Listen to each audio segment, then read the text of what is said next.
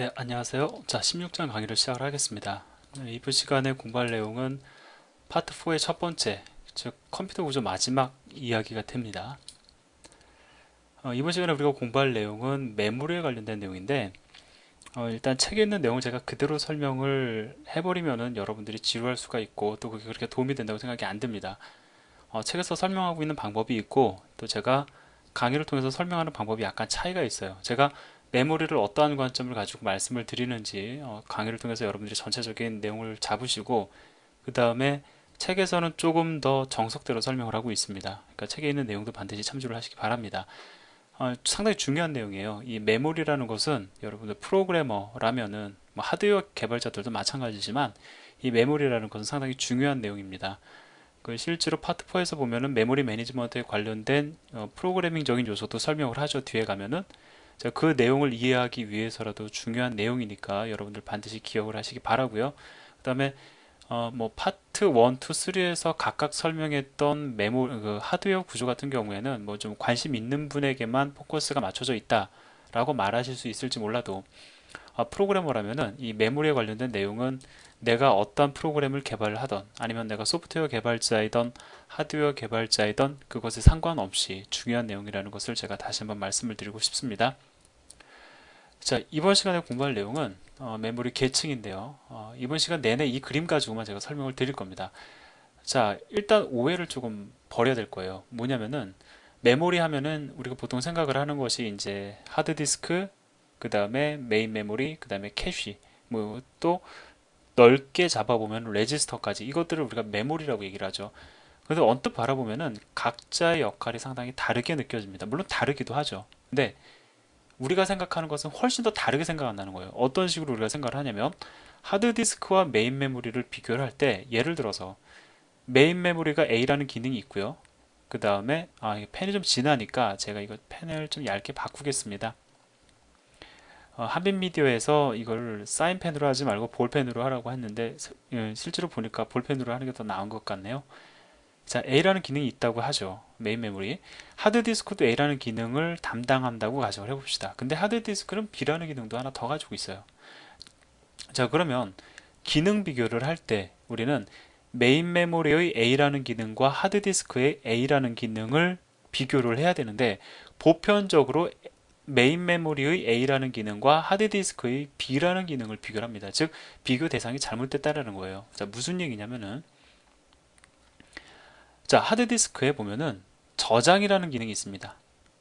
즉 비휘발성적 특성을 가지고 있죠. 내가 파워를 꺼도 하드디스크에 저장된 데이터는 파일은 날아가지가 않습니다. 자, 그런 측면도 있지만 보통 우리가 하드디스크 하면 이거밖에 생각을 안 해요. 하지만 이것뿐만이 아니라 우리 보통 그 다음에 메인 메모리 같은 경우에는 무슨 얘기하냐면은 프로그램의 실행을 담당한다라고 얘기를 하죠. 자, 그렇기 때문에 역할을 완전히 나누어 버립니다. 메인 메모리는 실행, 하드디스크는 저장. 자, 이거는 컴퓨터를 구매하는 사람의 관점이지 개발자의 관점이 아니에요. 자, 하드디스크를 보더라도 얘는 저장의 기능만 있는 것이 아니라 프로그램의 실행을 돕는, 즉 실행이라는 기능도 담당을 합니다. 이걸 우리가 많이 잊고 살죠. 자, 그래서 메인 메모리의 실행이라는 관점하고 하드디스크의 실행이라는 관점하고 비교를 해야지만 되는데 보통 뭐하고 뭐를 비교를 해버리냐면 메인 메모리의 실행이라는 기능과 하드디스크의 저장이라는 기능을 비교를 해버립니다. 자, 우리가 지금 공부하는 내용이 메모리 매니지먼트죠. 하드디스크에서 보면은 이 실행이라는 관점은 메모리 매니지먼트 관점입니다. 메모리 매니지먼트. 하지만 저장은 파일 시스템이에요. 이거 완전히 분야가 다른 겁니다. 여러분들 컴퓨터 공학에 보면은 뭐 자료 구조, 알고리즘, 그 다음에 또 별도로 뭐 컴파일러, 뭐 파일 시스템 이렇게 뭐 데이터베이스 대표적인 과목들이 있잖아요. 그 중에서 이 저장이라는 관점은 이 파일 시스템입니다.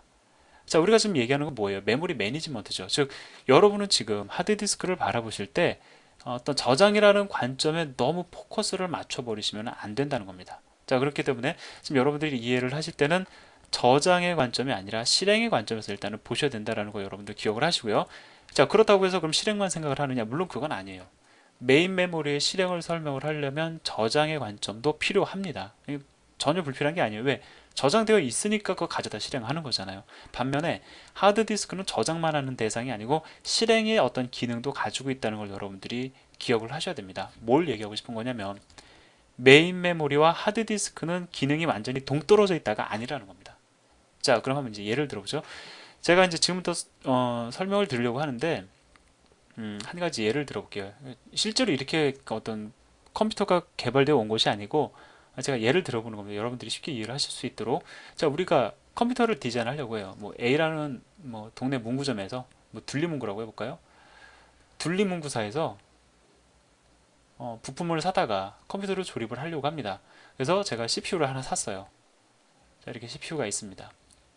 자, 그 다음에 컴퓨터를 우리가 직접 아주 뭐 성능 좋은 컴퓨터를 직접 디자인할 수 있는 능력이 있다고 가정을 해볼게요. 그 다음에 디스크라는 걸 하나 사왔어요. 메모리를 사왔다고 가정을 해봅시다. 메모리. 자, 메모리가 있어요. 그냥 일반적인 메모리라고 얘기를 해보자고요. 자, 이렇게 해서 사와서 보니까 뭐 문제가 전혀 없습니다. 메모리에서 데이터 가져다가 CPU에서 연산을 하고 그 연산된 결과를 다시 메모리에 저장을 해주면 뭐 사실 프로그램이라는 것 자체가 데이터와 데이터의 연산이잖아요. 더 이상 없는 겁니다. 자, 그렇기 때문에 전혀 문제가 없어요. 이렇게 우리가 사용하고 있었습니다. 자, 그런데 이 둘리문구에서 새로운 메모리가 등장을 했대요. 그 메모리의 이름을 뭐라고 얘기를 하냐면 캐시라고 이름을 줬습니다. CACH이죠. 예. 캐시라는 새로운 메모리가 등장을 했대요. 자, 그러면 지금까지 저장하고 CPU에서 가져다가 작업했던 이 과정에서 이 기존의 메모리보다 성능 좋고 빠른 캐시라는 메모리가 등장을 했대요. 그럼 뭘 해야 됩니까? 돈 있으면 이거 싹 교체를 해버려야 되겠죠. 자, 그런데 우리는 돈이 없어요.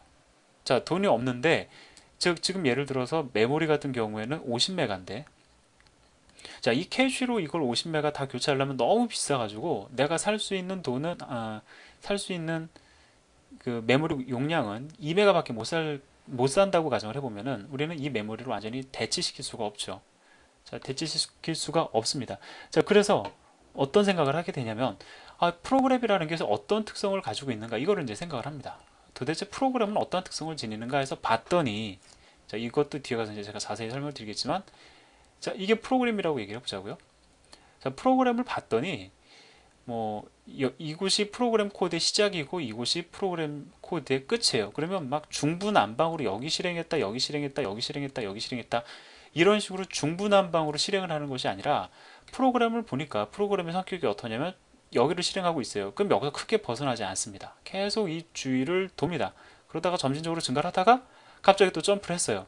자, 점프를 하면 또 이 부분을 실행을 합니다. 뭐 멀리 안 가요. 자, 이렇게 지역적인 특성을 지닙니다. 이거는 뒤에 가서 제가 다시 말씀을 드릴 건데 이러한 특성이 일단 있다고 여러분들이 가정을 하시기 바랍니다. 쉽게는 이렇게 생각해 보셔도 되죠. 예를 들어서 함수 호출하면 함수 호출하고 나서 그 부분을 실행을 하죠. 즉 산발적으로 여기저기 실행 안 한다는 겁니다. 자, 그래서 어떠한 이제 잔꾀를 우리가 부리기 시작을 하냐면 그러면은 자, 이 캐시라는 메모리를 여기다 두고 중간에 두자. 2메가만큼만 사가지고 캐시라는 것을 중간에 두자. 그 다음에 얘는 빠르다고 하니까 연산이 빠르다고 하니까 자, 메인 메모리에서 지금 현재 실행 중인 블럭. 자, 얘를 갖다가 예를 들어서 몇 개의 블럭으로 나눠 봅시다. 3개 블럭으로 나눠 보자고요. 50메가니까 3개가 될 수가 없겠죠. 총 25개의 블럭으로 나눌 수가 있을 겁니다. 자, 그렇게 해서 25개 블럭으로 나눠 가지고 블럭 단위로 지금 현재 실행하고 있는 블럭을 캐시에다가 올려가지고 이 메모리에다 올려가지고 CPU에서 얘를 통해서 연산하도록 하자라고 우리가 장깨를 부렸어요. 그렇게 해서 실제로 테스트를 해보니까 성능이 좋아지더라라는 거죠. 자, 지금 어떤 일이 벌어진 겁니까? 이 메모리에서 직접적으로 CPU로 가던 것을 중간에 조금 더 성능 좋은 메모리를 둠으로 인해 가지고 계층을 만들었어요. 우리가 이거를 영어로 하이라키라고 얘기하죠. 하이라키라는 것은 또 컴퓨터 공학에서 자주 등장하는 그러한 단어입니다. 자, 그 다음에 또 이제 둘리문구에서 좀 지나니까 캐시보다 더 성능이 좋은 뭐 슈퍼캐시라는 뭐 지금 이런 거 없습니다. 물론 슈퍼캐시라는 메모리가 또 등장을 했대요. 자, 그럼 어떻게 될까요? 근데 이건 더 비싸요. 가격이 훨씬 더 비쌉니다. 자, 그래서 이거는 살 돈이 얼마밖에 없냐면 1메가밖에 살 돈이 없어요. 그래서 얘를 대체하지도 못합니다. 자, 또 우리는 어떠한 장표를 부립니까? 그러면은 여기서 CPU와 이 메모리 사이에 캐시 메모리를 두었을 때 얻었던 성능 향상처럼 이번엔 여기 캐시와 이 CPU 사이에다가 또 메모리를 두자. 얘가 더 빠르다니까. 그 다음에 이 2메가에서 일부 현재 실행 중인 영역의 일부를 여기다 올려가지고 실행을 하게끔 하자라고 이제 또 결론을 내릴 수가 있겠죠. 자, 뭡니까? 계층이 하나 더 늘어난 겁니다. 자, 이것이 바로 메모리의 실질적인 실행에 있어서의 구조예요. 자, 여기 보면은 하드디스크, 메인 메모리, 그 다음에 뭐 L2 캐시, L1 캐시, 레지스터 이렇게 되어 있는데 얘네들의 역할이 다른 게 아닙니다. 다 관계가 일치합니다. 예를 들어서요. 하드디스크 입장에서 보면은 메인 메모리가 캐시예요. 내가 곧바로 실행하도록 데이터 줘야 되는데 그거를 직접적으로 안 주고 메인 메모리에게 주는 겁니다. 자, 그 다음에 메인 메모리도 자기가 실제로 연산하도록 CPU에다 데이터를 바로 줄 수가 있는데 그렇게 안 하고 자기보다 좀 더 빠른, 그래서 바삐 움직이는 L2 캐시에다가 데이터를 밀어 넣어주는 겁니다. 그 다음에 L2 캐시는 다시 L1 캐시에, 그 다음에 L1 캐시는 레지스터에다가 데이터를 밀어 넣어주는 거죠. 자, 그래서 실제로 메모리의 실행 역할은 동일합니다. 프로그램 실행을 하기 위해서 나보다 윗단계에 있는 애들에게 그 데이터를 밀어 넣어주는 거, 그것이 실질적인 메모리 구조예요. 자, 그래서 뭐 메인 메모리 별도로 공부하시는 거 아니고 캐시 별도로 공부하실 거 아니면 하실 필요 없습니다. 메인 메모리와 하드디스크의 관계처럼 L2 캐시와 메인 메모리의 관계가 동일하고요. 그 다음에 L1 캐시와 L2 캐시의 역할도, 그 다음에 레지스터 L1 캐시의 관계도 다 동일합니다. 즉 관계가 동일하다는 거죠. 자, 그래서 이거를 가리켜 우리가 보통 메모리의 하이라키라고 얘기를 합니다. 계층 구조라고 얘기를 해요. 자, 그래서 지금 이 그림을 통해서 제가 설명을 좀 드려보면은, 자, 여긴 캐시가 없습니다. 캐시 그림이 없는데 캐시는 제가 다음 시간에 다시 설명을 드릴 내용이고요. 그냥 간단하게 설명을 드려볼게요. 자, 그냥 메인 메모리와 하드디스크 관점에서 지금 얘기를 해보겠습니다. 기본적인 개념은 그거예요. 이제 CPU가 데이터가 필요해서 메인 메모리에게 물어봅니다. 나 이 데이터 필요하다 라고 얘기를 하니까 메인 메모리가 자기가 가지고 있으면 바로 줍니다. 근데 없으면 누구에게 요청을 합니까? 하드디스크에게 요청을 해요. 그럼 하드디스크는 메인 메모리가 가지고 있지 않은 데이터를 올려줍니다. 그러면 메인 메모리는 다시 CPU에게 데이터를 줄 수가 있겠죠. 자, 제가 이 관계를 여러분들 이 계층 구조상에서 설명을 드리면은, 자, ALU가 자기가 필요한 데이터를 레지스터에다가 이제 레지스터에 요청한다라는 건 조금 그러니까 레지스터에 여러분들 기능은 아시니까요. 자, 캐시에게 요청을 합니다. L1 캐시에게 요청을 해요. L1 캐시가 가지고 있지 않습니다. L2 캐시에게 요청을 합니다. L2 캐시가 가지고 있지 않아요. 메인 메모리에게 요청을 합니다. 메인 메모리도 가지고 있지 않아요. 하드디스크에게 요청을 합니다. 자, 그러자 하드디스크가 메인 메모리에게 원하는 데이터를 주고 메인 메모리는 L2 캐시에, 자, L2 캐시는 L1 캐시에, 그 다음에 마지막으로 L1 캐시가 가지고 있는 데이터는 레지스터로 전송이 된다라는 겁니다. 자, 그럼 여러분들 볼 때 어떠세요? 언뜻 느낌상으로 바라보면은 CPU에서 하드디스크 다이렉트하게 액세스하는 것이 훨씬 더 빠르지 않겠느냐라고 질문을 주실 수가 있죠. 만약에 프로그램의 실행이라는 것이 산발적이라면, 즉 여기 실행했다, 여기 실행했다, 여기 실행했다, 그 상당히 랜덤하게 그 프로그램의 흐름이 형성이 되어 있다라고 하면은 실제로 그냥 이런 계층 구조를 갖는 것이 훨씬 더 부담스러울 겁니다. 근데 제가 뭐라고 말씀을 드렸냐면 지역적인 특성을 지닌다고 말씀을 드렸죠. 어느 지역에 국한돼서 프로그램이 실행이 많이 된다라는 겁니다. 그렇기 때문에 이런 식으로 계층적으로 두었을 때의 성능이 훨씬 더 좋아진다는 거죠. 자, 그래서 어떤 이런 지역적인 특성, 이런 것들은 제가 캐시 설명할 때 다시 말씀을 드리고, 자, 다시 정리하면은요, 여러분들은 이제 그 프로그램의 실행 관점에서 메모리를 이해를 하실 때에 중요한 것이 하드디스크의 저장이라는 관점은 파일 시스템에 해당하는 내용이라고 말씀을 드렸어요. 이것을 어떤 메모리 매니지먼트, 메모리 관리, 프로그램 실행에 있어서의 메모리 관리 측면에서 얘를 갖다가 포함시켜서 이해하시면 안 된다는 것 반드시 기억을 하시기 바랍니다. 자, 전체적인 그림은 그렇기 때문에 제가 다음 시간에는 캐시에 대해서 자세히 설명을 드릴 거고, 그리고 또 그 다음 시간에는 가상 메모리, 가장 많이들 궁금해 하시죠. 가상 메모리에 대해서 설명을 드리도록 하겠습니다. 감사합니다.